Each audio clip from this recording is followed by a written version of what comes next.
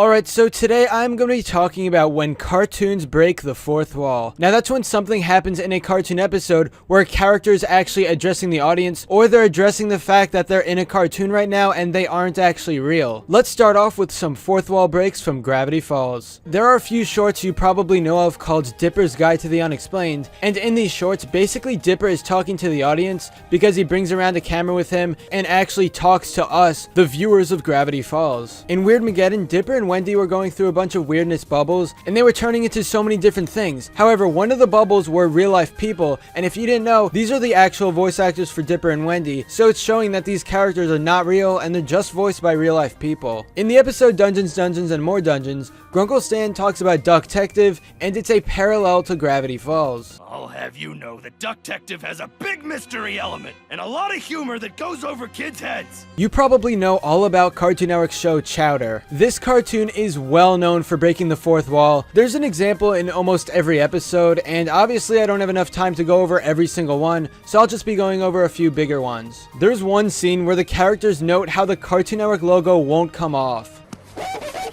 There. What about that one? Yeah, that one doesn't come off. I tried. One of the most well-known fourth wall breaks in Chowder is when everyone runs out of money to animate the show, and then we see the voice actors talking about this in the sound booth, so they raise money to actually animate it with a car wash. You don't really see this sort of scene in cartoons nowadays, and I do think it was pretty creative, and you actually get to see the voices of the characters in real life, and they reference that they were just in a cartoon the entire time. There's a fire-breathing episode of Chowder, and Chowder sets the kitchen on fire. Mung yelled at him saying, "Look what you've done! Now the animators are gonna have to draw all this fire." This is clearly breaking the fourth wall because, I mean, you're referencing the actual crew of the show. Spongebob also has a bunch of different fourth wall breaks, especially in the pre-movie episodes. The episode Wet Painters is for the most part just a normal SpongeBob episode. However, one scene has a bunch of time cards, and then Patrick takes back the time card to reveal that he's the one actually showing us the time cards. Another fourth wall break from SpongeBob is from Squidward. In random episodes, he's going to mention that the next 11 minutes of his life are going to be really bad. If you don't know, this is how long the average episode is. Like, he says this specifically in Club SpongeBob, but there are a few other examples where he references the 11 minutes. The entire episode of the Krusty Krab training video was basically one big fourth wall break. I mean, SpongeBob is talking to this narrator guy the whole time. There's also a point where Patrick is in the Krusty Krab, and then he hears the narrator's voice talking, but then he's questioning the voice like, how is it there? And that's breaking the fourth wall because characters shouldn't really notice the narrator at all. Or, as we like to say, the Crustomer. Who said that? Are you a ghost? Like precious, precious blood in an animal, customers are what keeps the Krusty Krab strong and alive.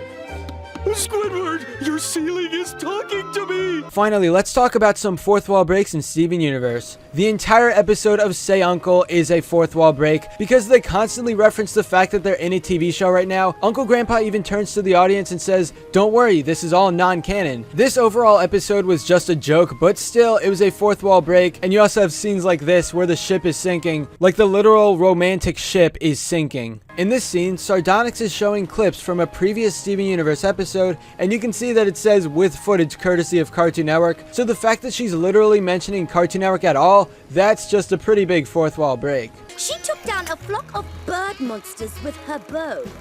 Let's see if you've got her opalescent aim. In the episode Steven's Dream, Greg and Steven walk through the actual office of Steven Universe where Greg is being drawn, and you can see in the background there are other drawings from the different characters throughout the show. So Greg is seeing himself being drawn into existence. That's a little messed up. But anyway, that's all for this video. Subscribe for more awesome cartoon videos. Give a thumbs up and comment below to let me know what you think. Thanks for watching, and I'll see you guys next time.